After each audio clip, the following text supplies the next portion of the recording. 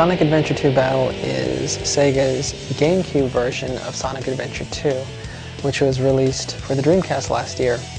Rather than just do a straight port of the Dreamcast version, what Sonic Team has done is gone back and tweaked the game graphically to take advantage of the GameCube hardware, and actually gone back and really sort of tweaked and added new gameplay elements to the game that range from new multiplayer modes and multiplayer games to like a greatly fleshed out Chow racing feature.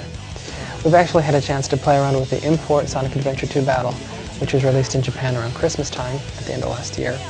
And we've sat down and had some time with the American version as well. That is due out in February here. They're basically the same game. Obviously the American version is the default language settings are set to much more user-friendly English. Gameplay in the single-player mode of Sonic Adventure 2 Battle is basically the same. You'll choose the hero or the dark side, and you'll be able to play as Sonic, Tails, or Knuckles on the hero side, and Dr. Robotnik, Rouge, and a new character called Shadow, who's kind of like the anti-Sonic on the dark side. They both have their own individual story paths and endings, and they all sort of intertwine. The two biggest extras that you're going to notice in the game are going to be the Chow Raising and the new multiplayer games. The Chow Raising has been completely expanded. In the original game, what you would do would obviously be collect animals and Chow drives, which are these crystals which you could feed the Chow, take them to the garden and feed them to the Chow. And when you're in the Chow garden within the game, you could participate in races, feed your Chow, basically take care of them, pet them, things like that. And you could also download them into the Dreamcast's VMU and sort of play a Chow minigame. Instead of raising your Chow in the VMU like the Dreamcast, what you're able to do in Sonic Adventure 2 Battle for the GameCube is actually link it up to Sonic Advance, which will be out roughly around the same time. Through the GBA link cable, you'll be able to actually transport Chow from Sonic Advance to Sonic Adventure 2 Battle and vice versa.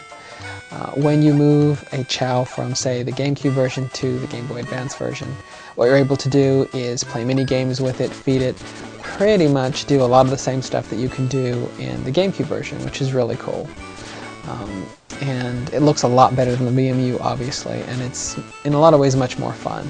The other expanded feature in Sonic Adventure 2 Battle is the two-player games. You had like a small assortment of them in Sonic Adventure 2 for the Dreamcast, mostly racing and mostly racing on foot with Sonic and Shadow. And what Sonic Team has done for the GameCube version is really made the multiplayer mode more than just an afterthought. There's quite a few different types of games that you can play against another player, and they're much more fleshed out. They've even added in characters that you haven't seen before. For GameCube owners who have been taking advantage of the component cables for the system and enjoying the progressive scan mode available in certain games, you'll be pleased to hear that it looks as though Sonic Adventure 2 Battle will actually support that feature, which will allow for some very, very nice visuals on high-end TVs.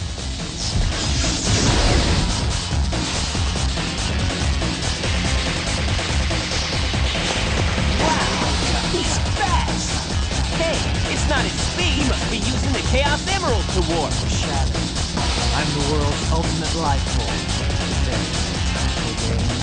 Farewell. Overall, Sonic Adventure 2 Battle is turning out to be a pretty solid game for the GameCube. It's got quite a few enhancements over the Dreamcast version, which don't make it quite a new game, but they definitely make it worth checking out if you enjoyed the first one. It still has some rough edges because of sort of a troublesome camera in certain levels, but overall it is a pretty fun game, and the GameCube's kind of thin on platformers right now, so if you like Sonic, if you like platformers, you might want to check it out.